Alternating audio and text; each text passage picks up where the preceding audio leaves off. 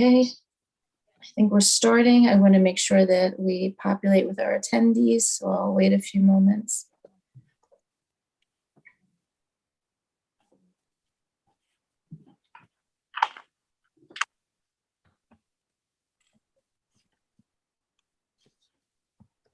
Actually, Dr. Hines is joining us, and our participant list is starting to fill up.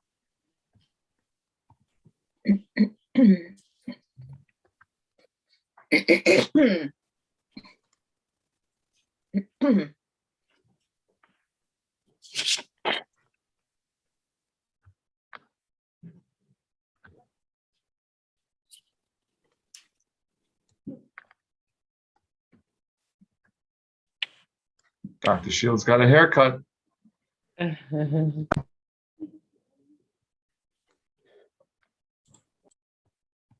Deb, we can hear you. Of course you can't hear me because I muted myself. Welcome back, everybody. Happy New Year. This is the January Policy and Personnel Committee meeting. I'm Deborah Brooks, your Policy and Personnel Committee chairperson. With me are the other members of the committee, Nan Malconian, Adam Block. We have our superintendent here, Dr. Hines, Dr. Shields, assistant superintendent for personnel, yes, and administration. Emily Bays is here, Rachel Gilliar is here, and Cindy. Okay, so without further ado, Dr. Shields, start us off, please. Of course. Good morning, everyone. So the agenda, item number 1 is that we have our minutes from the December 15th meeting, just there as a reference for the committee. On the personnel update side, as the board is aware, we're in the middle of doing several administrative hires right now. We're focusing right now on the administrator for curriculum, instruction, and assessment. We've been screening applicants. So we're in the process of setting up committees is the next phase, and sending some finalists onto some committees for their feedback for Dr. Hines. We're also going to be in the process of hiring a new assistant superintendent for curriculum, instruction, and assessment. In addition, we're also going to be hiring an elementary principal for daily. So those are some of the high-level positions that we're working on. You should also be aware that the Weber assistant principalship position is being screened, and that's being worked on at the building level. And in the meantime, we'll also be appointing at our next school board meeting Matthew DiCarlo as the interim daily principal. And you'll see that on the agenda for next week. And he'll be in that position through February 1 through the end of June while we do a search for a permanent principal for that school. Any questions about personnel matters? Any questions from the committee? No? I take it you have it well in hand. Do you have a sense of the timing on the assistant superintendent for curriculum instruction and assessment? We have a large applicant pool, so I think we're quite grateful for that.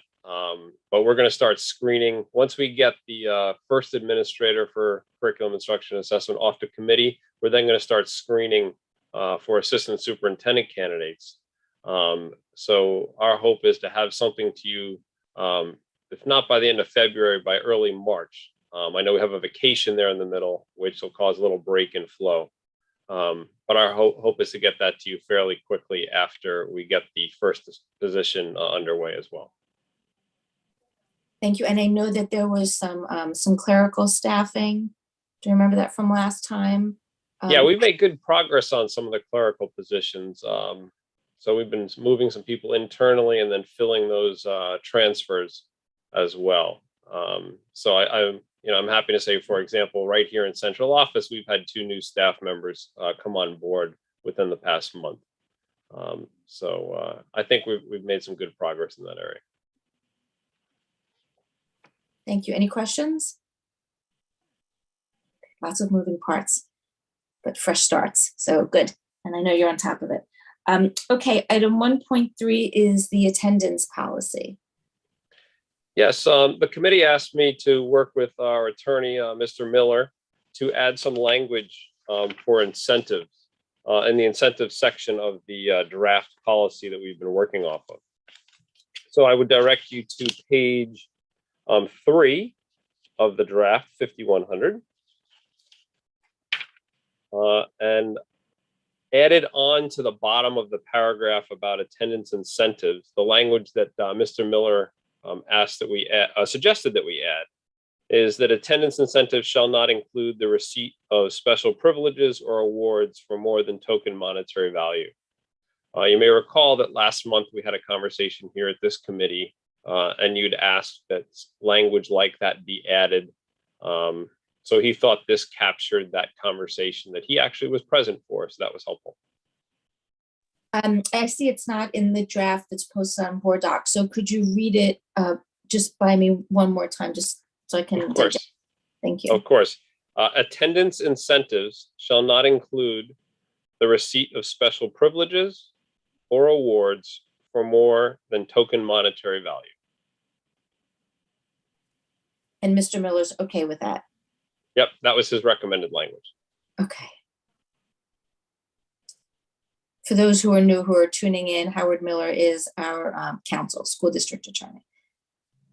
Any comments, questions? Is everybody okay with that language? I see thumbs up from Dr. Block, and Ms. Malconi is shaking her head, nodding yes. Okay, so great. Let's put that on for a first read. I feel like it's a long road, but I think we finally got there. So thank you very much for taking care of that. Okay. Item 1.4, board standing committees. Yes, as you probably are aware, the policy 2250.1 was put up for first reading at the last board meeting. There was some conversation from the board around language that was added to the policy. It is at the bottom of page 2 under public comments. A member of the board asked for a discussion here at the committee level to take place.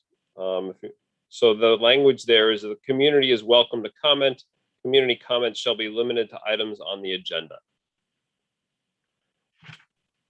Okay, so this has come back to us. We received several community comments, both at the last committee meeting and also by email, where community members uniformly were unhappy with, or expressed displeasure, I should say, with community comments being limited to items on the agenda. And the board always has this tension of needing to get its work done. And our various committees are usually scheduled for an hour and a half because we are mindful that we have administrators who need to get to other meetings and other responsibilities, and also to give just people an understanding of the time limit and the framework for the committee meetings. And so there's always this tension, especially I feel, in time, because I always try to have a very full plate. I try to get as much done as I possibly can, but also we need to have time for community comments.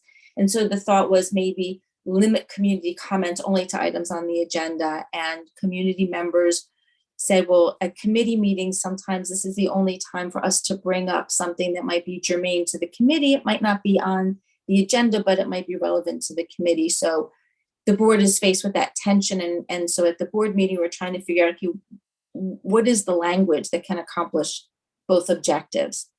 So I felt that the board was split with having this language stay as it is, and it's mostly the second part of it.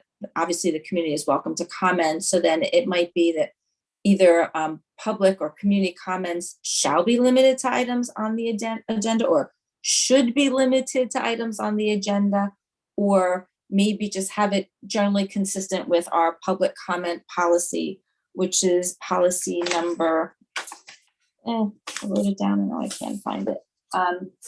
Policy number 2370. So we're bringing this conversation back here to try to create an appropriate balance where we welcome community comments where we understand that under normal circumstances, when these conversations or these meetings were held in the annex, the community was free, almost a part of the meeting sometimes, to interject comments, and it's become a little more formal now that we've had it on Zoom. So we're trying to think of really going forward, hopefully in non-pandemic times, what do we want our committee meetings to look like? Just to give some background for people who might be new to this conversation.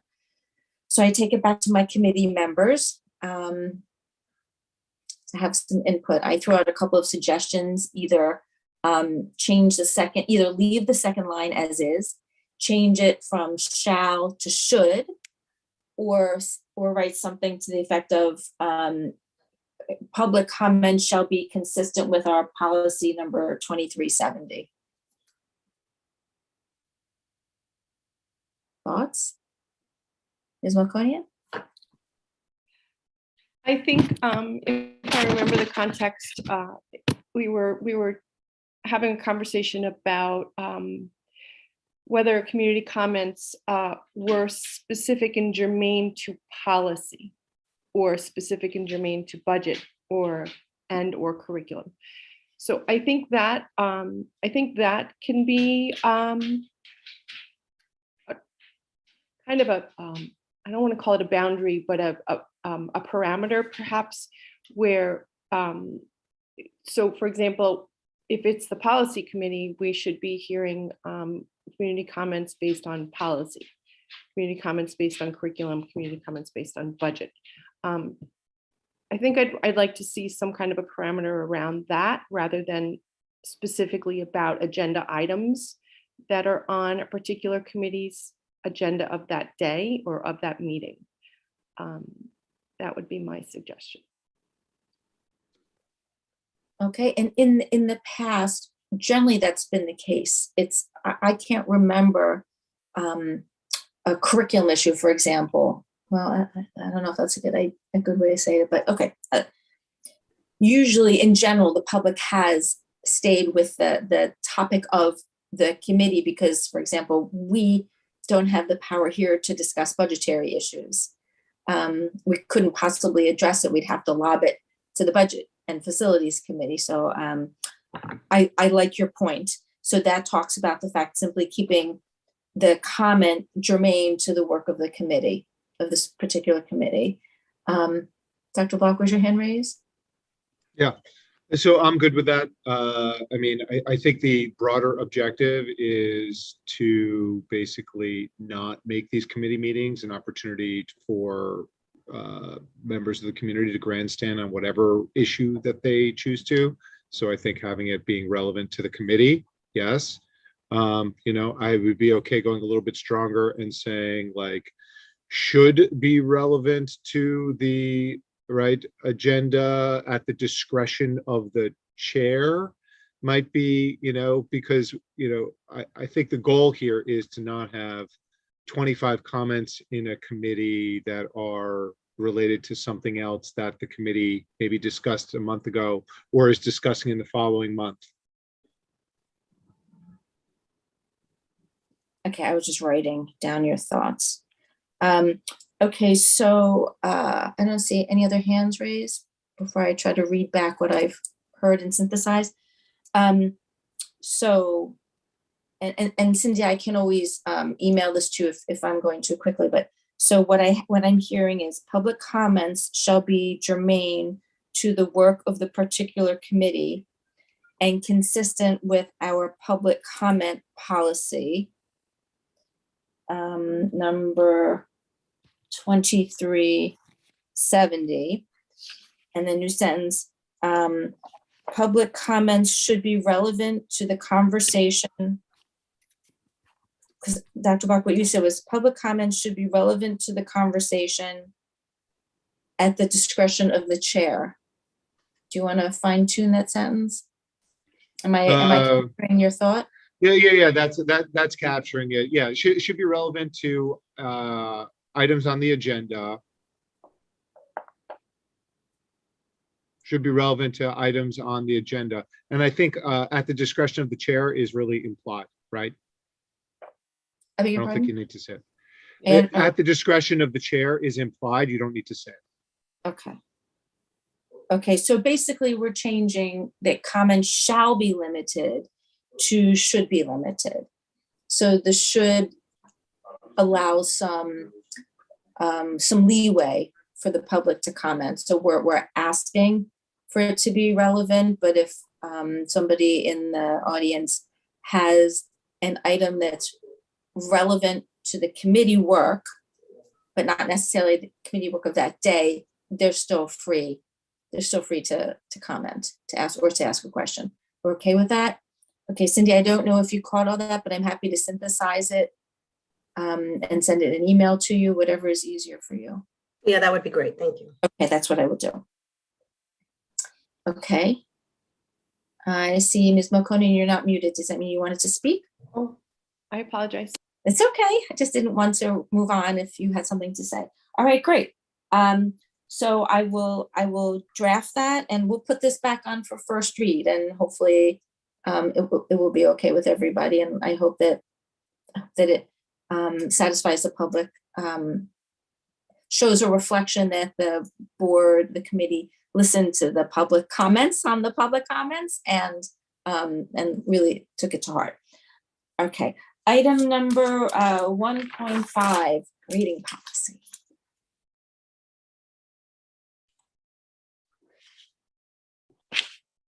Yeah, so as the committee may recall, the question was posed to the board at the last board meeting about whether this committee should adopt a policy or continue working on this topic. Consensus was yes, that it should be brought back to the committee for further discussion. As a reminder, I just wanted to remind the committee that the draft that you have was created by me using some policies from other school districts and the Nispa sample policy. It has not been reviewed by administrators or educators beyond the central office team. Thank you. So this draft was before the full board at our meeting earlier this month, simply to make sure the full board was on board with having a policy at all. It's not been reviewed for content. That was going to be done if the full board agreed that this policy was necessary. The full board has agreed that the policy is necessary. And so now it comes back to this committee to parse through the language and to see what we do with your draft, which I thank you for starting off for us. Okay, so I have comments, but I'm going to defer to my colleagues on the committee first. If anybody has any comments to make. Okay, Ms. Malconian. So the second paragraph, it's very simple. The first sentence, school district will use a uniform grading system. Am I reading the right copy? You are. Yes, okay. Everything should be in italics. What you're seeing, everything should be in italics because it's all brand new language. Okay, great. So I just, I was curious about, are we going to hash out details of what that looks like in a regulation? Is it, do we leave it as open as it's written? And can I piggyback onto that? In the Manhasset version, it says the district shall use 2 uniform grading systems, one for the elementary schools and another for the secondary schools, which for us would be grades 6 to 12. So I don't know if that's part of your question, Nan, or if you're, so that could be answered. Yes, just what those, where do we, are there details associated with that and where do they come from? Or where are they written, if they're written? So I guess Dr. Shields or Dr. Himes, we know from experience of having children in the district that there are 2 different grading systems. Elementary school has one, its report card looks very different from when I was a child, and the grades, and I have very soft quotes, are completely different. And then you get to middle school and you start getting real letter grades, and obviously up through high school. So do we want to distinguish those two systems in the policy, and make anything else about the grading system more specific, or do we leave that to regulation? Well, first of all, good morning, everyone. My recommendation is to keep this as high altitude as possible and not get into the weeds. As far as uniform, I think it is, as Dr. Shields said, it's worth for all the administrators outside of district office to have a conversation as to what that looks like.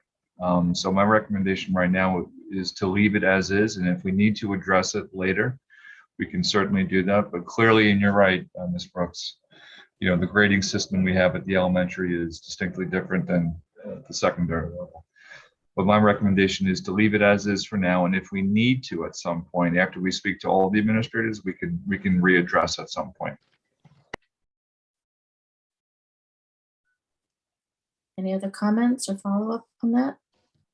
Or further comments? Dr. Block? So one thing that has been important to me in being on the board is trying to achieve a greater level of consistency across classrooms and schools.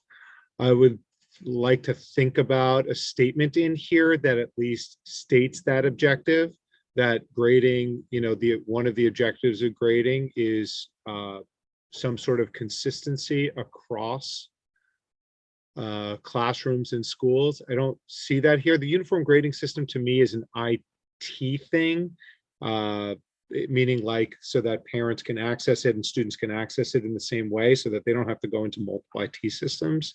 But I'd like to devote a line to, an objective of consistent grading across classes and schools. So I'm actually going to plagiarize or heavily borrow from an email that a community member sent to us. And part of that said that grading must be the same for all sections of the same subject within each department. So, for example, there would be consistency among the social studies teachers, that one wouldn't have homework at 30% and somebody else would have homework weighting at 10%.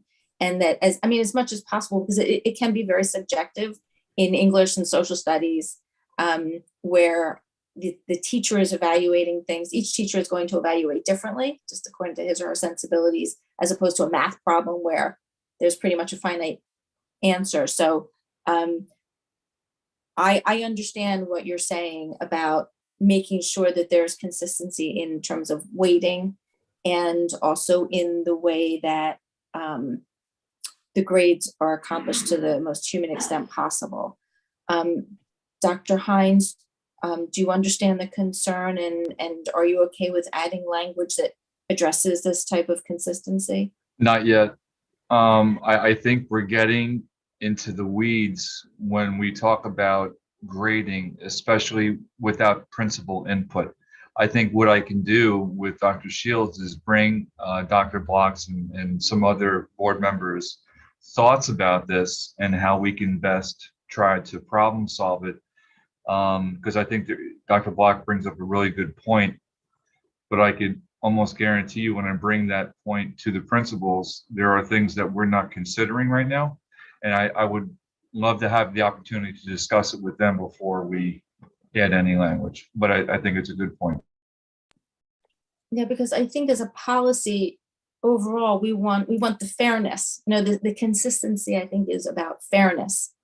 And as a policy, I think we want to give that sense of fairness and confidence where you can have twins and one's getting graded with a certain kind of weight and the other is different. So families are seeing it and friends are seeing it and parents are seeing it. So, okay, so I'll make a list then of some of the concerns and maybe the way that some of it could be incorporated at the overall level without getting into the nitty gritty. Ms. Melkonian? Yeah, I wanted to go back to Dr. Block's point. I think in terms of this language, to be clear, a uniform grading system may not be the right language. Are we talking about a grading platform, or are we talking about a grading policy? So I'm not sure. I think we need to be a little clearer on what that sentence intends, as well as perhaps the overall title of grading systems. Those are, I know that's getting a little detailed, but I think just here among the three of us, we weren't clear on what grading system versus a grading platform versus a grading policy meant. So I think that would help in terms of the language choice.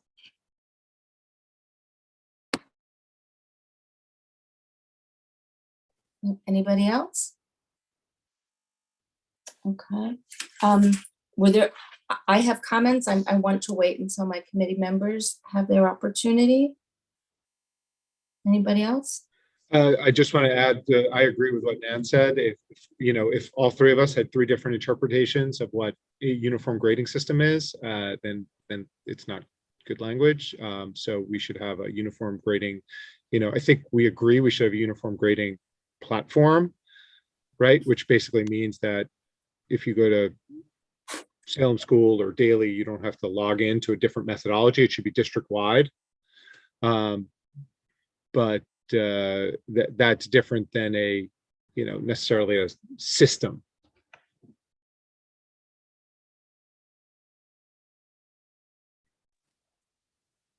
Okay, I'm making a list of the concerns, Dr. Hines, for you to take back to your people and grapple with. Okay, so in the second paragraph, the third line from the bottom says grading will not be used for disciplinary purposes. I'm wondering if we can break out that line and make it a separate paragraph with a little subhead that says discipline, a la Scarsdale. And Scarsdale's language says that grading will not be used for disciplinary purposes. And it goes on to say, unless the misconduct is directly related to the educational process, e.g. Giving lower grades for plagiarism or other form of cheating. So I didn't know, first I was hoping that just that the one sentence that we have in italics, grading will not be used for disciplinary purposes, it could be broken into a separate little category just with discipline grades to highlight that. And I didn't know if that paragraph could be fleshed out a bit, because it says, i.e. Our version says reducing grade for an unexcused absence, and also plagiarism, if we could or should add that. But my main concern was, could we just at least break it out into its own little paragraph, which is just stylistic. But I was looking at trying to marry some of the language from Scarsdale into the discipline. Is that a thought you'd like to take back to your people, Dr. Hines?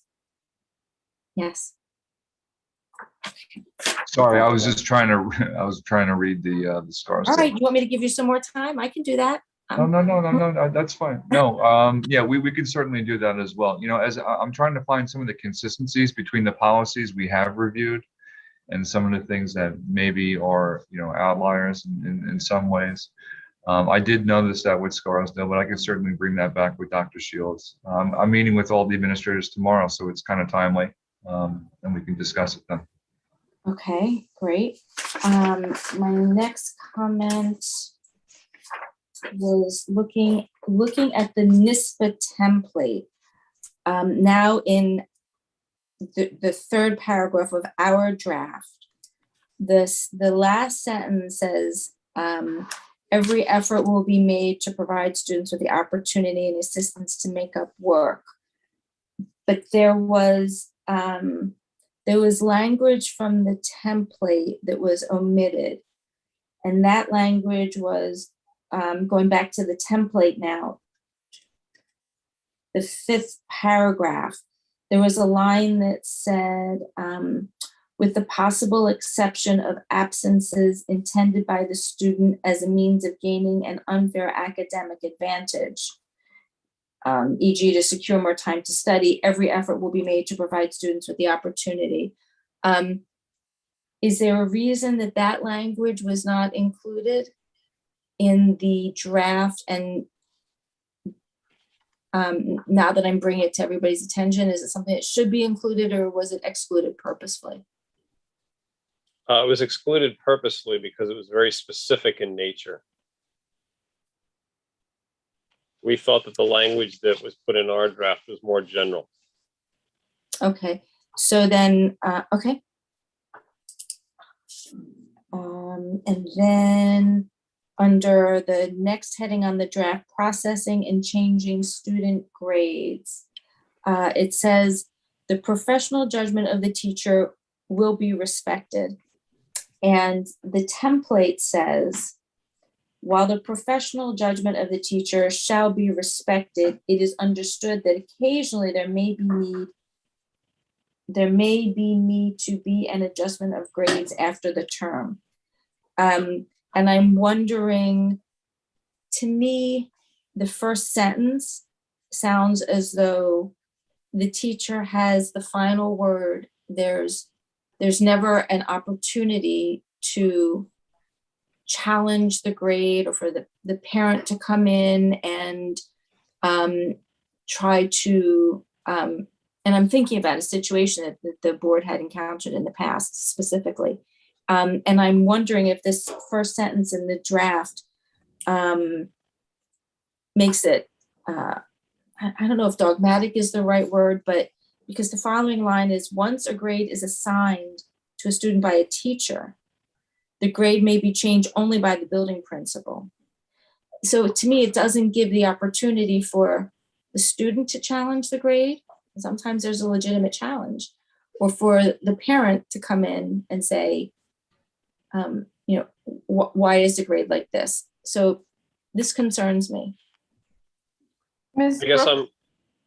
I guess I'm trying to understand what concerns you. It doesn't speak to at all about like why a grade change would come about, because there's going to be all sorts of different unique circumstances around why a grade change might come about.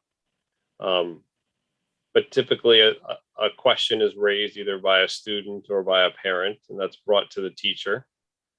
Sometimes it's brought to the principal, sometimes it's brought to the guidance counselor or the assistant principal.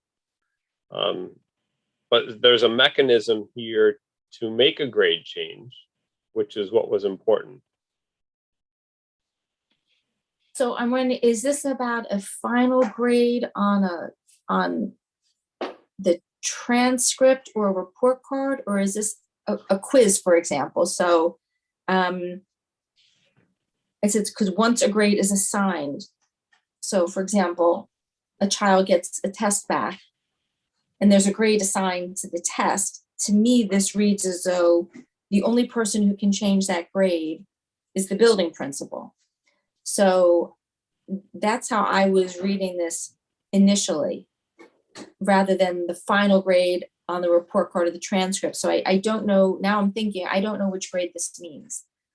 And I know that on tests and quizzes and homework, there should be the opportunity for students. In fact, I always encourage kids, if you think there's something that's marked wrong, have a dialogue with the teacher. That's the first person you should go to, see whether maybe the teacher made a mistake. Maybe there are two ways of looking at something and the teacher can see it an alternative way.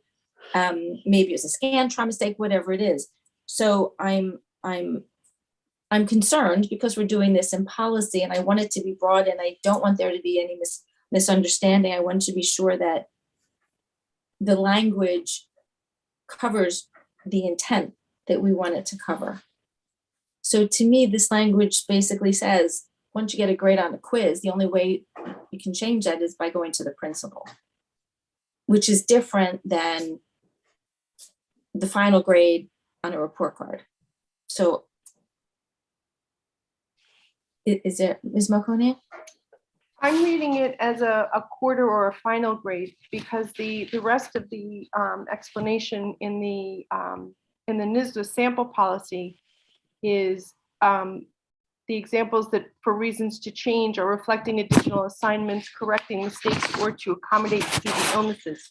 So it seems as if it's more of an average rather than an actual exam.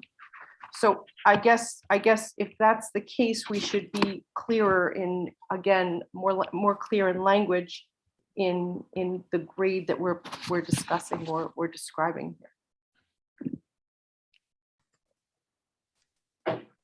Yeah, Dr. I agree. Hines, oh, I'm sorry. Sorry. I don't know if Dr. Hines' hand is raised from now or yes. Oh, well, please. Yeah. So there are protocols in place for each building if a student or a parent wants to challenge a grade. They've always been in existence. So I think I'm wondering why we potentially want to embed any language that I think is part of what a building protocol would be into a policy. And the example that I think you're using, of course, I'm not going to say it, I think was more of an outlier as to something that happens often throughout the school year. So I just want to be careful about being too specific about things that we have in place already that I think, for the most part, work well, and to not embed anything in board policy that may circumvent that and or change what happens already within each of the respective buildings. I just want to caution us about this. And I feel like I'm being like a referee, and I'm not trying to be. I'm just trying to be cautious about that. Thank you. Ms. Bays wrote in the chat, are we saying that grades should be open to debate? I think that to answer your question, I don't know if debate is the right word, but certainly if something is marked incorrectly on a quiz or a test, or a student believes that the student followed the assignment and got points off and doesn't understand why and wants to fight for those points and advocate for him or herself, yes, I think that the philosophy of this district should be where somebody has rightfully earned credit and isn't getting credit or believes they're not getting credit. We should encourage a student to advocate for him or herself. So yes, not to get credit where credit isn't due, but certainly to feel confident and respectful enough to bring it to the teacher's attention. I think that dynamic is very important in the classroom. Deb, I'm sorry, I agree with that, but I think as Dr. Hines has said, that is the practice in the buildings. And I think it is, again, as a policy and as a committee, we should be on that 30,000 foot view. So we're getting very into, in my opinion, the details where we definitely need to have consistency. And I agree with the statements about consistency and making it clear that we expect consistency. And I think that that's enough in a statement that as a Board of Education, we expect consistency amongst all our schools at all levels. Like that's the 30,000 foot view. How that's getting done on the day-to-day, that's up to then the administration, Dr. Hines, basically, to then let the staff know this is the policy of the school board. Make it happen, right? That's the thing. But with regards to advocacy, which is what you're talking about, I believe that at the high school level, the first thing that they do when they go into the building to each teacher is the teachers tell them how to advocate for themselves. And we need to be able to allow that to happen at the high school. Whereas at the elementary school, I don't think, a second grader is being told, go and advocate for yourself. So, I think we should just stay general is my point and not really worry about whether or not I have never heard of a student that hasn't advocated, or a parent for that matter, who hasn't gone to advocate when they thought their student was not properly graded. So I'm hung up here then on the first sentence and actually the second one, once a grade is assigned. So is there a way to change that and maybe say once a grade is posted to the Doesn't quarter each or teacher, semester. isn't there, but doesn't every teacher, I believe that depending, again, it's been a while since my kids were in the high school, but I believe that teachers have different, give students know their grades before their final. I don't remember my kids being surprised that they got a D when they thought they were getting a B. Like they know, so I think students have the ability. I just don't think we should get involved in this detail, because I don't know if the system changes. What if in 3 years, again, I'm trying to say that our policy should be big picture. So what if in 3 years we don't have Aspen anymore, and grades don't go into Aspen and they go into Canvas, and Canvas is different, or I don't know. We should stay above is what I'm just pointing out, and I'm going to stay off now.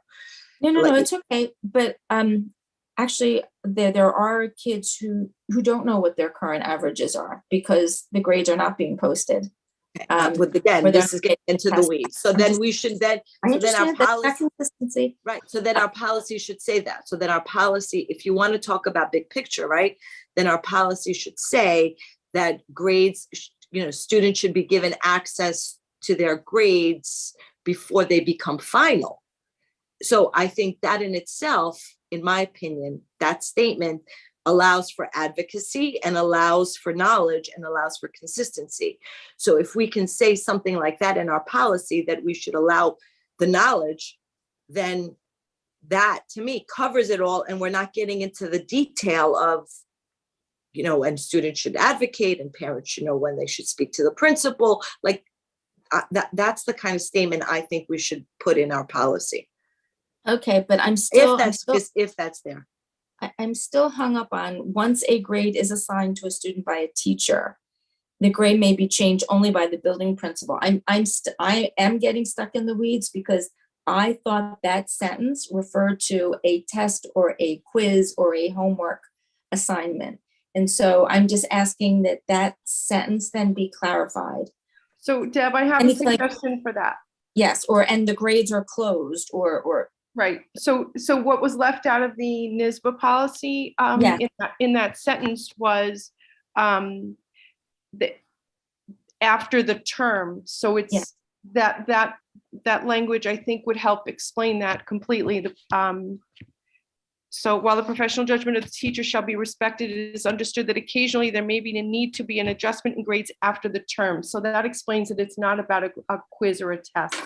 It's about that highlighted right there with my little note. So I agree, that'll help. Yeah. If that line, that's why I asked that specifically, that line. Right. Can we somehow resurrect that line into our draft as the first sentence?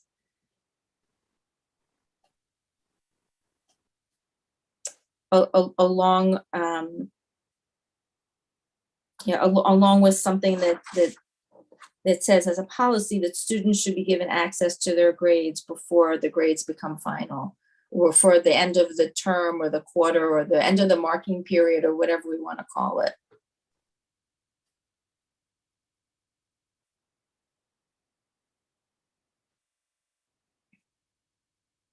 And I can write up these notes as well if I'm going too fast, or if anybody wants to move forward. And those were my comments. Just want to make sure I've looked at, and I know we discussed before, we don't want to get into weighting, that we didn't want to discuss weighting in this policy.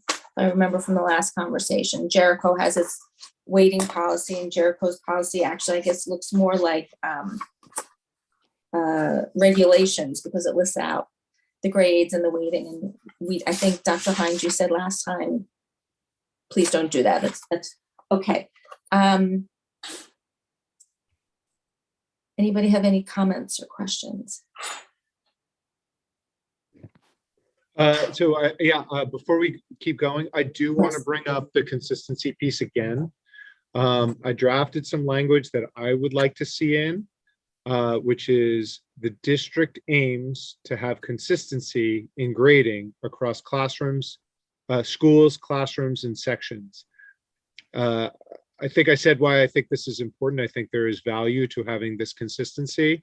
And I know Dr. Hines stated that he has to bring it back to the building principals. And if you get pushback, I would like to see very clear evidence as to why a statement like this would be problematic. One of my objectives in being on the board is to improve consistency across schools, classrooms, and sections. And so I think this is consistent with that objective. Okay, so what my suggestion is, send that language along to me, since you've now stated it publicly, so there won't be any surprises. Send that to me. I'm going to compile a list of, it'll be reflected in the minutes probably as well, but I'm going to compile a list of the comments and the concerns to Dr. Shields, for him then to give to Dr. Hines, to go to the various administrators, and so we can at least all be on the same page on this end, and we'll see what happens on the other end. Everybody just changed places. Is that okay with the committee and with you, Dr. Shields, and with you, Dr. Hines? That sounds like a good process. Yes. You send Okay, us good. those changes. Yes, I'll work on them with Dr. Hines, and then we'll bring them to the proper educators. great. Ms. Gilliard, I see your hand is raised. Hi, thank you for indulging my comment. I just wanted to say, I think with a lot of issues, it's easy to put out a lofty ideal, and then the devil is in the details. So we all agree that consistency is a great idea, but we don't want to put it into policy in a way that can potentially have a negative effect on the district. And so I think that's why we really need to have Dr. Hines be talking to the administrators about the details of this. And even, Adam, your proposed language about there being consistency in grading is great in theory, but what does consistency in grading mean, right? To me, if it means every teacher uses the same platform and the kids and parents can see what their grades are as the semester goes on, that's a no-brainer, and that seems great, and we don't necessarily have that right now. But if we're talking about the breakdown of the grades, if we're talking about we're going to tell teachers in this class, you have to have 10% of your grade be class participation, all of you. You have to have this be weighted this way. Suddenly, we're getting into the nitty-gritty of what teachers do, and these things are not necessarily supposed to be decided at a policy level, at our level, because we do want to allow, we want consistency on some things, but we do want to allow teachers the freedom to make their own kind of magic in a classroom, because not all teachers are the same. And I think we make a mistake if we try to create a situation where teachers are fungible. And I don't think anybody intends to be doing that, but I'm saying this can be an unintended consequence of trying to regulate from the board level how a teacher would grade things. And I don't know that we're there. I'm just saying as a warning, I don't think that we want to go there. I think we want to be very careful about what we're requiring or requesting consistency on, because I actually don't think it should be everything. Having a wonderful classroom experience for every section of English, whatever grade, doesn't necessarily mean that we tell the teachers they have to do the exact same thing in the exact same order in every classroom. Because the experiences will already be different, because the teachers will already be different. Dr. Block, I know you want to respond. Yeah, so, I mean, I think that the language, the proposed language, which is the district aims to have consistency in grading across classrooms, schools, classrooms, and sections, doesn't do any of that. It just says what the lofty goal is. My concern is that it would be the other side, which is that the language would get put in and it would be relatively empty. In other words, that it wouldn't lead to actual consistency across classrooms. I think my objective is that if you have, we all had this in high school, I'm sure, one super easy teacher that literally gives 25 out of 25 kids A's, and another really tough teacher that gives 1 out of 25 kids A's, I don't think that's our object. Like, I think we want to have a policy that says that that is not the objective, right? That we want some consistency, and because we want some consistency. There's nothing in the language here that sort of ties their hands, but it says very clearly what the goal is. So I want to make sure that this is what my goal is. I hope it is what others' goal is. I don't see anything wrong with that, but I think that maybe what we want is really to give the administration the time to discuss and look at what would effectively be the regulation part of this policy, because that's not our purview, and they also have the expertise to come to it. And in your sentence, my only comment really was, what does consistency in grading mean? What are we talking about when we say that? We don't want to leave it so that it's open to an interpretation that is an interpretation that we wouldn't support, because we have to remember that when we write policy, we are writing policy for the future as well as for now. It is not the seven of us that will be discussing this policy at some point and know exactly what we were thinking and exactly what we thought. It is the public who has to read it, and it's potentially a board in the future and an administration in the future that has to interpret it. And that's why policy ends up being not as specific as maybe what the people who are thinking when they draft it even would like it to be. Sorry, I just took my video off by accident. There we go. So I do believe that Dr. Shields and Dr. Hines have heard our concerns, understand what they are, and will find a way to express our concerns to their staff to see if there's some way to put language into the policy that expresses our goal of fairness across, I guess, elementary schools, and then across sections and grades within the high school and the middle school, without hamstringing the teachers and allowing the teachers the freedom to do what they do in the classroom. And we'll see if there's, let's see what they come back with. Let's give everybody an opportunity to take our ideas and goals, because this is brand new, right? And we're trying to make this right for Port Washington. So let's give the administration the opportunity to think about it and noodle with it and come back to us with some ideas. Is that okay? Yes. Dr. Hines likes that. Okay, good. Sounds good. Okay, good. And thank you, Dr. Shields. Rachel is writing in the chat, for those who can't see, consistency of experience does not equal an identical experience in all ways.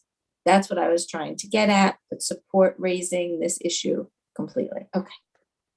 Thank you. Okay. Any other comments before we move off of that agenda item? Okay. Next on the agenda, we have been waiting for this one for years. Item 1.6 is homework. I thought it might be helpful for the committee to give a little bit of background. So the school board asked for homework to be put on the policy agenda. The district currently has policy 4730 and an accompanying regulation in place. A committee of administrators and teachers reviewed the policy through our internal committee called Professional Growth and Curriculum Development.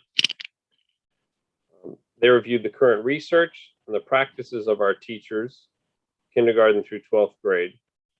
The committee found that our policy is being followed. In addition, the BOE Curriculum Committee has discussed the topic recently. And the decision was made recently at a public board meeting to bring this topic back to the policy committee, even though it has spent some time in the curriculum committee. So I turn it back to you, Ms. Brooks. Thank you. So we held this as a joint policy and curriculum work session last spring, because homework is part of curriculum. And it's also policy. And so now it's back in policy, having gone through the incredible presentation that Dr. Mioli gave last year as part of curriculum, which I'm hoping is still up on the website somewhere. It was chock full of, well, first of all, our policy is from 1994. It was created in 1993, last revised in 1994. There's been a tremendous amount of research on what homework should be, what constitutes good homework, what constitutes bad homework. Dr. Mioli gave a wonderful presentation. And I appreciate that the teachers and staff were able to say that their practices aligned with our policy. But the New York State School Boards Association has an updated homework policy that isn't that much different from our policy, but does bring it into the 21st century. And their draft, which is up on my wrong page, sorry about that. Their Nispa's template is up on board docs, and it's called Nispa Sample Policy 4730. And it's from 2020. And I'm hoping that we can bring our policy into the 21st century using the Nispa template as a guide. And so that's where we are today, now armed with Dr. Mioli's presentation and the research on what homework is, which is very different than what a lot of educators were saying it was for about 30 years ago. And to mesh our policies, to keep what's good about our policy and to update it. That's my goal in bringing it into committee, to have the committee look at our policy and say, yeah, we like it just the way it is, doesn't need to be changed, or let's see what we can glean from the Nispa policy template. So that's where we are. That's my vision. And so I throw it to our community members because I'm sure you've read through it. I know I highlighted a ton of stuff, but Ms. Makoni, you're not muted. Does that mean you wanted to speak? No, it means I constantly forget to mute. I'm sorry. Okay. Okay, Dr. Block, nothing? Okay, well, I see Ms. Bays has her hand up. No, I'm So just sorry. I say- didn't realize you were ready to go around the Yes, circle. yes, Oh. I am. Sorry. So go ahead. So isn't Annette speaking? Yes, I was ready to. Go Okay, ahead. go ahead. Okay, so, well, okay, so I'm gonna bring up that bad word that we were just using, which is consistency in terms of how we approach homework, and whether or not, and if our approach to homework is based in the research at the various levels. And that we're looking at quality versus quantity, and what our guiding philosophy is on homework. So I see a little bit of the philosophy in our current policy. What I don't see in our current policy that's in the NISBA that I like a lot is the bottom of the second page, where it kind of outlines the minutes that are recommended through research. So at a minimum, I would like to see something like that included. I think it would be helpful for parents to understand that those are recommendations that is based on the research through NISBA. And I think that would be helpful. So that, again, that's all of those listings of kindergarten, 5 minutes per day, first grade up to 10 minutes. So I think those parameters would be helpful for parents and the community at large.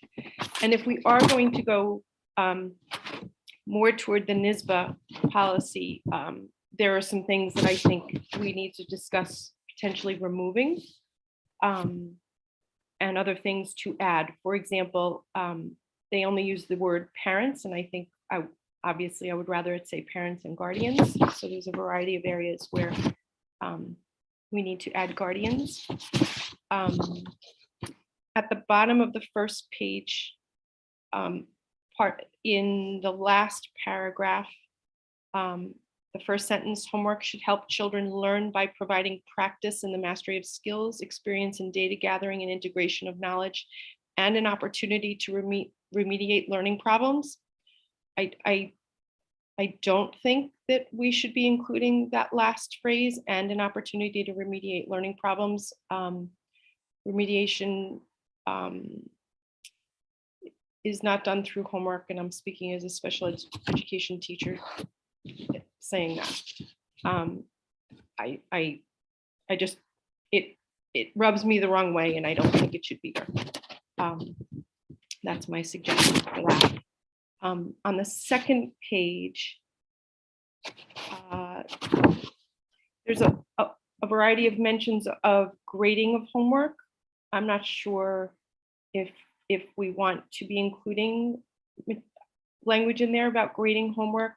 I have a feeling there are some teachers that want to grade homework and others that think of it as practice and should not have consequence for students who are trying to achieve mastery in some way.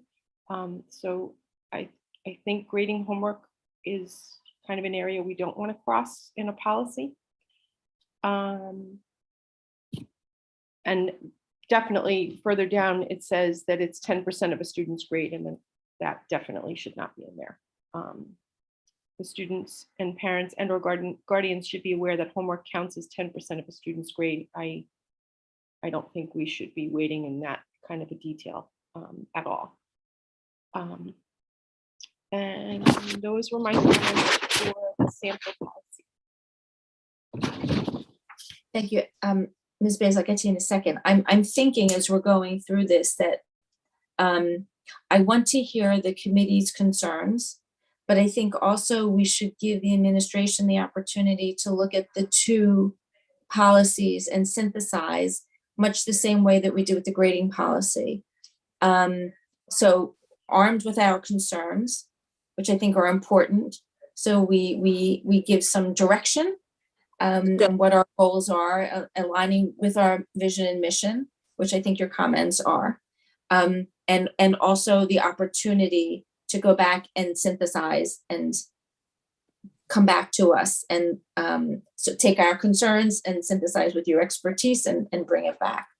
So I should have started off by saying that, but I was thinking it as you were speaking. I didn't want to interrupt you.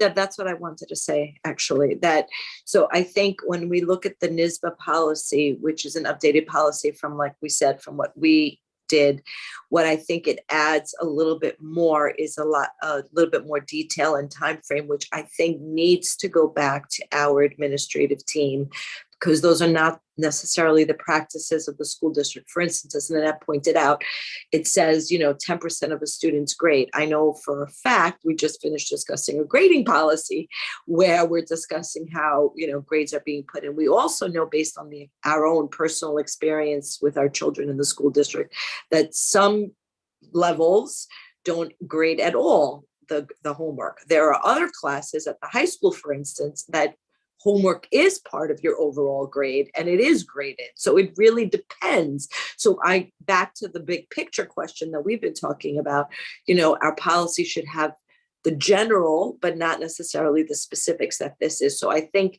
your suggestion is the right way to go. I think if the committee believes that the NISBA policy is a little bit more in depth and more towards the avenue that we may want to be going towards, then I think we need to then send it to our administrators to see whether or not they want to add any of the details which to me, very strange that NISBA has actual numbers, right? They generally have very general information. And in this particular policy, they've added, time, which I wouldn't expect. So that's that. So I'm sorry, but basically I would suggest that instead of unless there's an objection from the committee on whether or not NISBA is the right way to go, then we should just probably send it back to the administrators. I think both policies have good parts, and both policies also have stuff that I think NISBA has. I'm going to assume, without knowing, that NISBA's up to 5 minutes per day for UPK to K. I don't know if that's based on the latest research, science. I don't know where they got those numbers. May or may not be appropriate for Port Washington. Port Washington may say, I don't want any homework into kindergarten. So I don't know. And I'm just guessing, I don't know. And obviously the delineation that homework would count as 10% of the student's grade. I know right off the bat, that's a non-starter in this district. But I do think there are other parts of the NISPA policy that are helpful. And I do think there are parts of our homework policy that are helpful. I particularly like the limitations that homework should not interfere with the proper development of a child's health.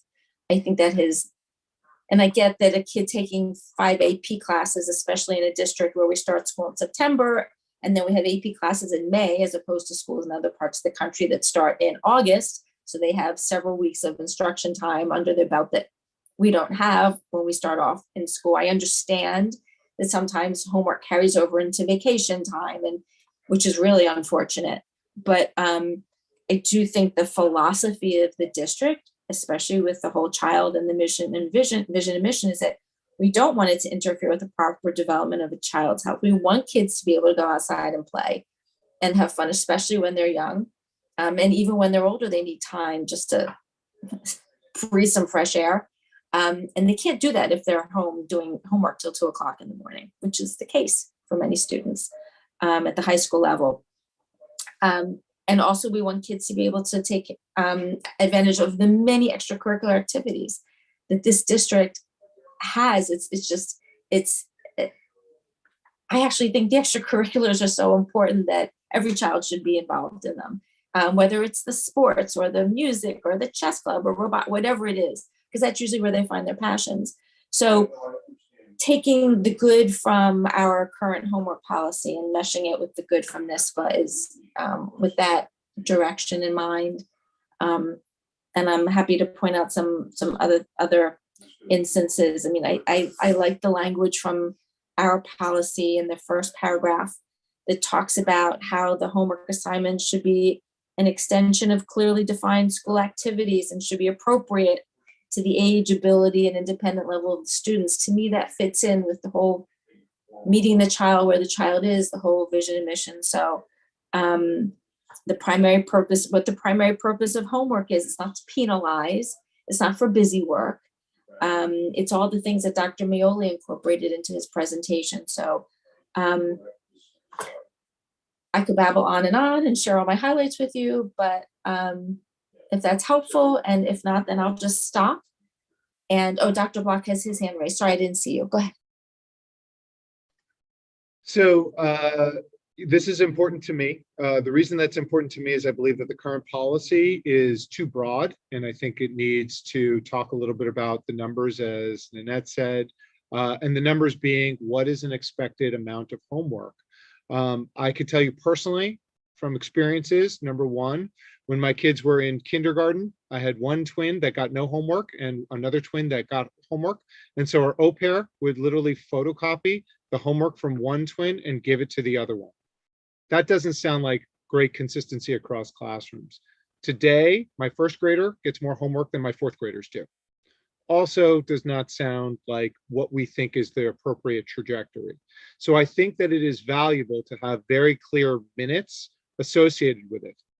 The NISPA policy, I think, is reasonable. However, I would say two things. Number one, the NISPA language says up to. I don't like the language up to. I like the language approximately. I think we should have approximate numbers of minutes. I don't want to be over prescriptive, but up to could be 0. Up to could be 0 at literally every level, and that doesn't make any sense. I read the PGCD report very carefully, and they actually have some of those minutes associated with the grade levels, and I like those. My only issue with them is that they are specific to homework and reading. Now, every elementary school student, to my knowledge, is assigned to read something every night for 15 minutes or 20 minutes. I don't want the homework to include that reading. So in other words, it sort of basically means that, like a kindergartner, if they're supposed to read for 10 minutes a night and they get, right, and they're supposed to do 10 minutes of reading or homework, then they don't have to get actually any homework. I think there should be some assignments for a certain amount of time every night. The other thing I like that the PGC committee did was they talked about high school. They talked actually about periods of time. So it said, will be approximately 30 to 45 minutes per class period for 4, 5, 6 class, which equates to 90 to 180 minutes per week for a Regents class, and then had a separate amount of time for AP and honors class. I like that it had those minutes associated with it. I think that is a good thing. I would ask that we have a policy that also extends that to middle school, because while there were recommendations for the elementary levels and for many of the high school classes, there was nothing associated with middle school. And I think it is important to have those. So my, in summary, my comments are, I like the Nispa language, but I don't want up to. I want it to be exclusive of extracurricular reading, not inclusive of it. I want some detail on middle school, because and then I want some of this to be, I want this to be included in the policy, not just in a report associated with the policy. Okay, I just want to read a comment that Ms. Gillier wrote. She would, I agree with you, Deborah.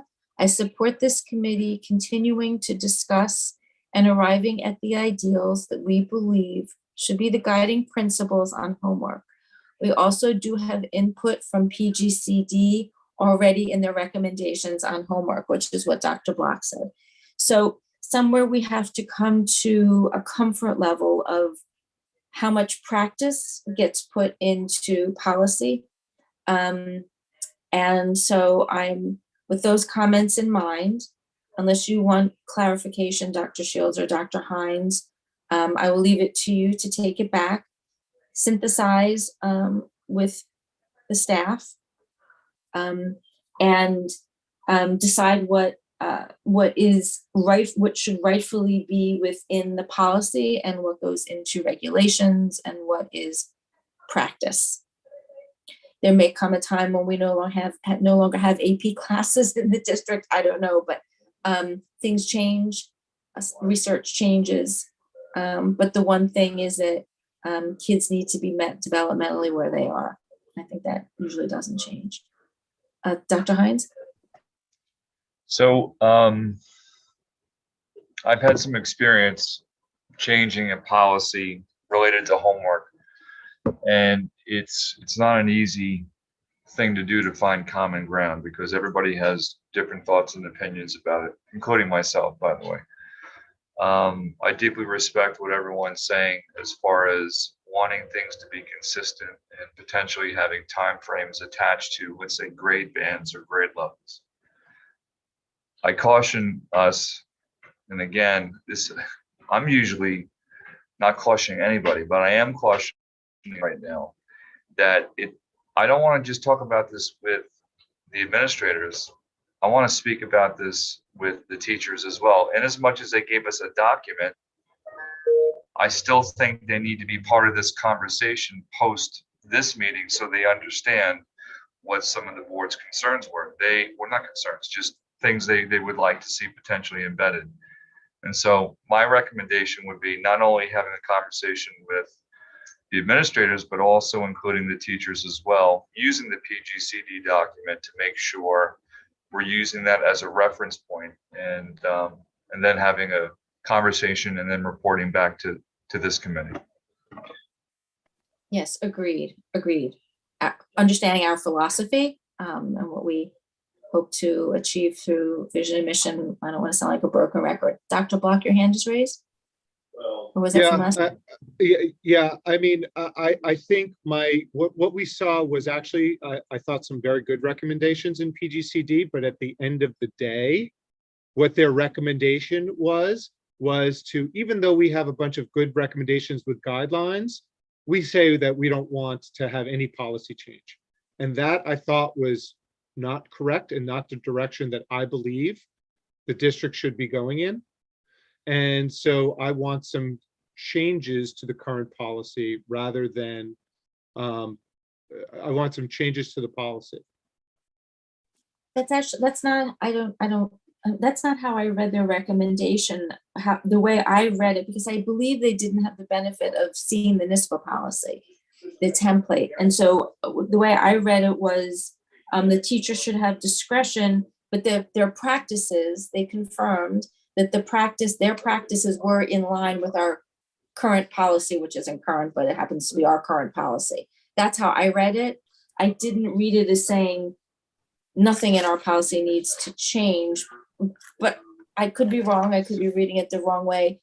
Nevertheless, we do have this Nispa template, and we are charging Dr. Shields, Dr. Hines, and their team to look at the updated template, to be mindful of Dr. Mioli's wonderful presentation and research, and find a way at the high level to get our policy into the 21st century. So I have to disagree here. Okay. Here's what the last line of the recommendation is. Listen, I hope you are right and that we can find common ground, because I think what you heard me say was that I like most of what PGCD said in their actual document, but their final recommendation is, this committee concludes that the district-wide practices as it relates to homework are aligned with the current BOE policy. Based on the discussion, the committee recommends that the assigning of homework is at the discretion of the teacher. That is not consistent with what they said in the report. So all I'm asking for is a policy that is consistent mostly with what they said in the report, not that it is completely left up to the discretion of the teacher. So I want a policy that is more prescriptive than what the current policy from 1993, when I was in high school here, was. Okay. Is there any need for clarification? Dr. Shields or Dr. Hines? No. Okay. So I'm going to regret bringing this up, but I think it's worth a conversation. I think philosophically, when I say educators, I mean principals, teachers, TAs, EAs, anybody who touches the lives of kids working in education in that capacity, I think has lots of different thoughts and feelings about homework. It's like one of those third rails. Everybody has an opinion about it, right? It's like money or politics. And when we talk about something like that, I think it's important to address some of the things that I find get in the way of potentially making any changes. So I think, I'm not sure who said it before, but the research attached to homework. So I don't know if any of you have scoured the internet or research publications looking at homework. The person I have found to be the most reliable, which is probably not going to land on people very well, is Alfie Cohen. And he has a book called The Homework Myth. And it's really, really an incredible book. And I don't think it's based on opinion. I think it's based in many ways on fact. And I bring this up because for every person that likes that book, there'll be 5 people who don't. And the end game, when we have this conversation about homework, which I think is a very important one, and I applaud the board and I applaud this committee for tackling this, I really do, is much more nuanced than having 1 or 2 conversations. And we have teacher autonomy, right? So we have teachers who do things a little bit different. Ironically enough, we talk about grading and how sometimes they grade things in a different way compared to their peers who may be next door. It's the same thing with homework. You know, it's one of those things that I just want us to be careful about. I am shocked that Nisba actually put time parameters there. I really am. But I think some of it is actually steeped in research. I actually do. So when we have this conversation, it may take more than 1 or 2 conversations because it's a third rail, but they're worthy conversations. And I'm not sure when you're looking to have something set in, I'll say stone. I know it's before the end of this year for sure, but it may take a little longer than what this committee may expect. I just want to put that out there for what it's worth. Ms. Baconian? I like Dr. Hines, that you took it back up to the 30,000 foot level. And I completely appreciate that. And I love Alfie Cohen. As a separate note and just a little detail that for you to consider when you go back to work with the staff is the workload of our students at particularly Schreiber. And even the discussion in the PGCD description, if you start to add up those numbers, those are not good parameters. That is not a way that students can function. They are so the description of what the current practice is, in my opinion, let me go back. If we go based on their description, that current practice interferes with the proper development of a child's health, which is our #1 goal of homework, or not interfering with our children's health. So please, please, please, the high school level of work is not manageable for most students, and I would really hope that that becomes part of your conversation. It's probably my biggest concern when I speak to high school students, especially very high performing ones, and they're taking multiple AP courses. We're talking sometimes upwards of 4 hours plus 4 hours. Many of them are engaged in an after school activity, whether it's sports, whether it's theater, whatever it is. Then they come home, then they probably eat, hopefully, and then they have hours and hours of homework. So I'm glad you brought that up. I think that's a major concern for sure. And then we have to think about what the purpose of homework is, which I know is somewhat clearly defined in the, interesting enough, in the old policy. So I want to blend some of what you're saying, bring this to the attention of the educators, and then have something that hopefully this committee and the board finds reasonable, that serves the interests of all of our students, elementary, middle, high school, students who struggle, students who are overachieving, all those great things, right? I just want to make sure it's balanced. That's what I think we're looking for, is some sort of balance with this homework conversation. Ms. Bays.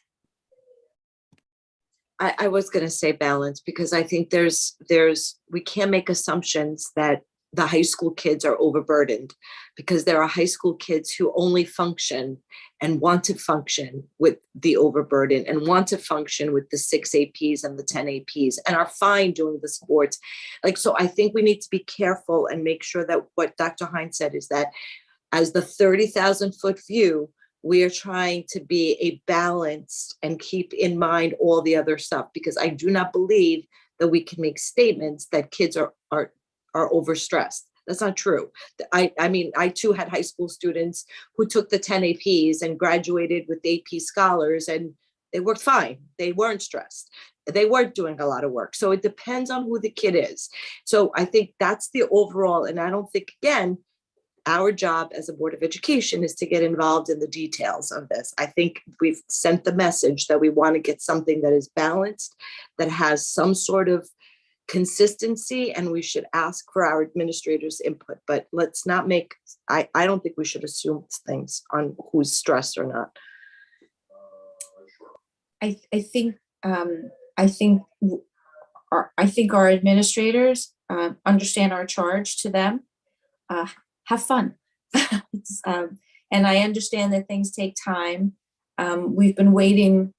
Well, I feel like Tevye, we've been waiting 30 years. What's another couple months? But I would, and I don't want to rush genius, but I would, well, Dr. Hines, I'll leave it to you. You know your staff and you know what their burdens are and their responsibilities. So I'll leave that to you. I would hope at the very least that they take some time to watch Dr. Mioli's presentation, because he put a tremendous amount of effort into it, and it shows, and it's very instructive. It's entertaining and informative and very instructive. And maybe some of that can seep its way into our policy. Well, he is entertaining for sure. And but I think that should be a prerequisite before we have the conversation, is so we're all speaking the same language and see, and we all view that. So that's a good suggestion. Okay. Okay, let's move on to item 1.7. I'll just jump right in here.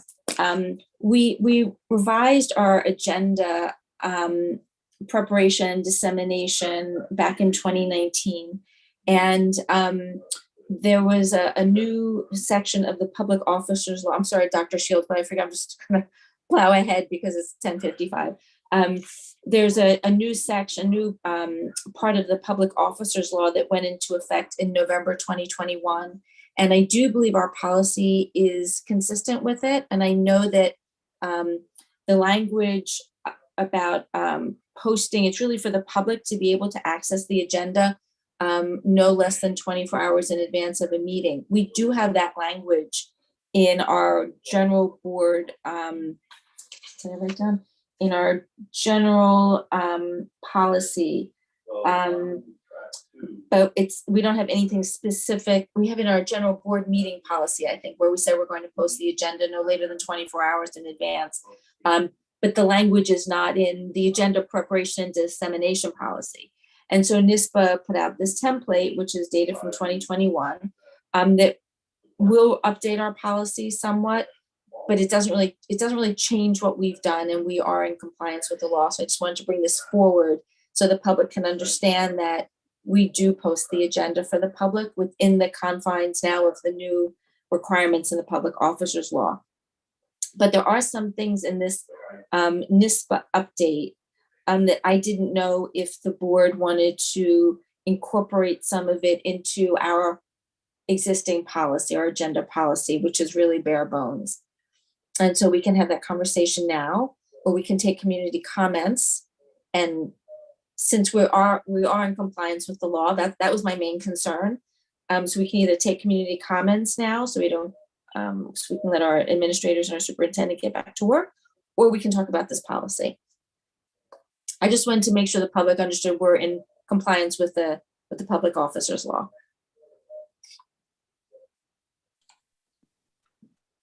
So if you're asking for input, it sounds like with 3 minutes left on the clock, and I know you tried to stick to the 11 o'clock cutoff time, it sounds like we should move this conversation from 1.7 off to the February meeting and hear from the public. Okay. I'm happy to follow that. Anybody have any objection? Okay. I see. And Dr. Hines has a meeting at 11. Okay, so let me go into the participants and see if any hands are raised. So now is the time for community comments. Dear attendees. I don't see any hands raised. Is that possible? I'll give it one more chance. Oh yeah, there go the hands. Okay. Sandra, no last name. I will unmute you. I see your hand is up. I will lower your hand. I will allow you to speak, and just please say your last name. Hello, Sandra, you're on.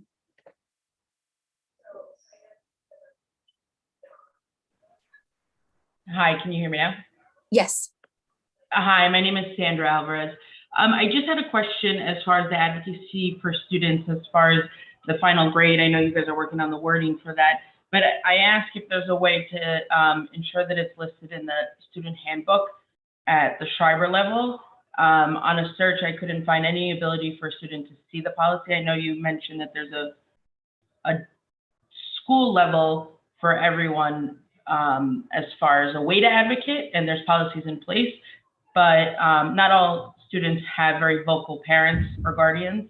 So I thought that it would be important to list it readily available in the handbook.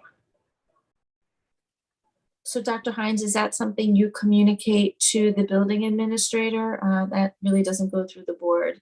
Yeah, so I'll speak when I speak to all our administrators tomorrow, and I know Dr. Pernick will be there. I'll make that suggestion, saying it was a suggestion from one of our community. Oh, was that you didn't hear me, did you? Yes. I You did hear me. Okay, Dr. all right. Pernick, and yes. Okay, sorry.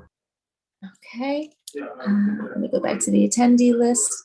Nancy Zisselman, lower your hand and allow you to speak. You should be unmuted. Oh, no, or yes. Hi.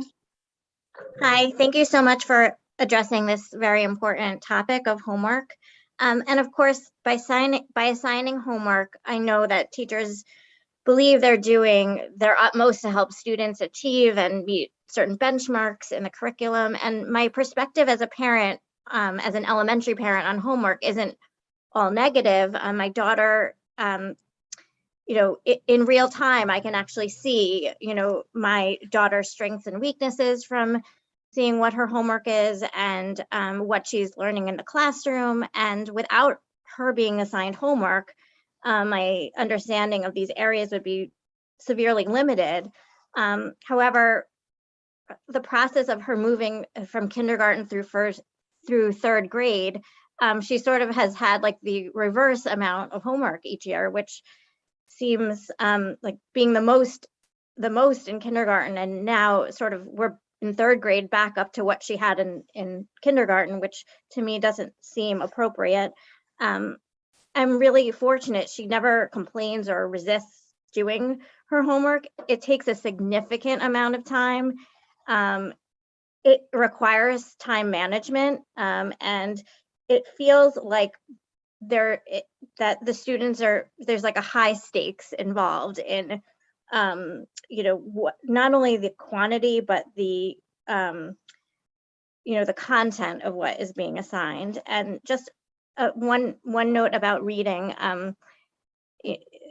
when students are assigned, you know, a good amount of reading every night plus logging their reading every year, every night, that adds to the amount of time that they're putting into homework.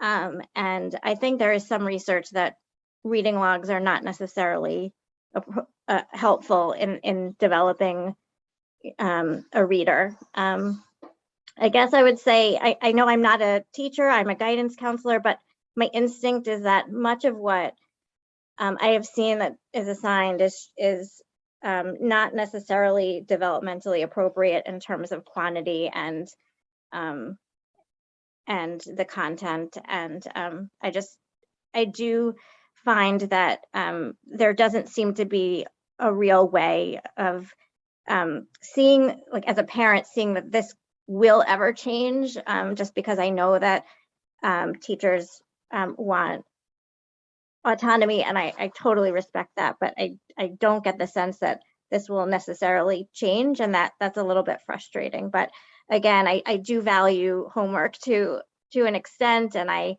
appreciate a lot of the value that it brings.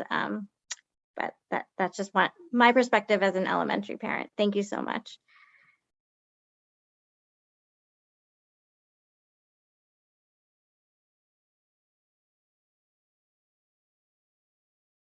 Can't hear you, Deb. Thank you. Student Brazil, I have Susan, Ms. Brazil, I have lowered your hand. Oh, I need to let you speak. You should be unmuted. Look at your little microphone. I'm not seeing you unmuted. Why is that? Are you able to hear me now? Now we can hear you. Yes, thank you. Go ahead. I just had a couple of comments with regard to homework. I can only speak to the elementary level as a parent, and I definitely see great value in the assigning of reading each night. However, that does contribute to the total amount of work a child is spending on doing work outside of school. And I know we speak a lot about meeting each child where they are. So when we talk about, and I've heard this before, you know, oh, first grade, 10 minutes, second grade, 20 minutes. Every child is different. What your child can accomplish in 10 minutes, it might take my child 30 minutes or vice versa. So I think when we start talking about, you know, the teachers know about these numbers of minutes, but there's been many times where parents have spent enormous amounts of time helping their children with homework, and they don't know to say anything to the teacher. And then when they get to parent-teacher conference and it comes up about how much time they're spending on homework, the teacher says, oh, you should only be spending 15 minutes on homework. So as soon as 15 minutes comes, whatever they've completed, that's fine. But that's never spoken about up front. And I know many parents end up investing a lot much more time, or their children invest more time working on homework than some teachers may intend for them to do. So I don't know if this is more at the building level, how you take into account meeting each child where they are with regards to homework. I don't know that it's necessarily a policy thing, but I think when you start talking about minutes, not every child is going to be able to complete an assignment in the same number of minutes. So that's it. Thank you. You raise a really interesting point, and I don't know if Dr. Hines had to go to a meeting. I don't know if there's a 30,000-foot sentence that could be put into the policy, because we ask for parental involvement in the homework process, especially parenthetically, especially at the younger grades. But I do know that as a parent, I sometimes had to reach out to the teacher to say, is it, especially when my daughter was younger, is it okay if this assignment, if you could give an extra day, either my child's been sick or whatever it was. Is there, and many, you're right, many parents do not know that they can do that, should do that, have the ability to do it, whatever. Is there something, is it appropriate to put any type of wording into the policy where we talk about the parents? Because somewhere in here we do talk about parents. Parents are encouraged to engage with their child's teacher if there are any issues. I don't know if that's, how do we make parents aware that they have that opportunity, and how do we communicate the district philosophy that we want parents to be aware that they have that opportunity? I don't know where that language goes. So Dr. Shields, if you just wanted to communicate that concern to Dr. Hines and see if there's some place that's appropriate in the policy, just to encourage that dialogue, to encourage that working, that partnership. I understand. I certainly will. Okay, thank you. Let me see. Are there any other comments? Ms. Alvarez, I see your hand is raised again, so I will lower your hand and unmute you. You should be able to speak. Hi, yes, I apologize. I just wanted to give time for other people, but one quick thing on the first policy you guys discussed as far as the consistency with grading. I felt it was important to mention, I'm Hispanic, so I felt it was important to mention that for Dr. Shields and Hines is, I think it's an important thing to consider also for fairness. I know you guys are big on diversity, inclusion this year. I've gone through Schreiber, and I know that it was a sentiment amongst different cultural backgrounds that grading is not consistent and a little unfair, some felt, due to their background.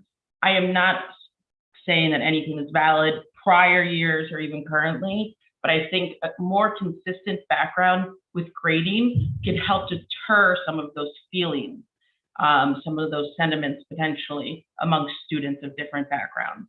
So I just felt that was important to mention, that it's not just maybe a fairness academically for students, but a fairness for themselves of how they might perceive something. Thank you for that insight. Very personal insight. Okay. And universal, but I'm saying it's coming from your personal experience, but also you're able to make it more universal. I do not see any other hands up. So given that I don't see any more, let me just make sure. No, I see no more hands.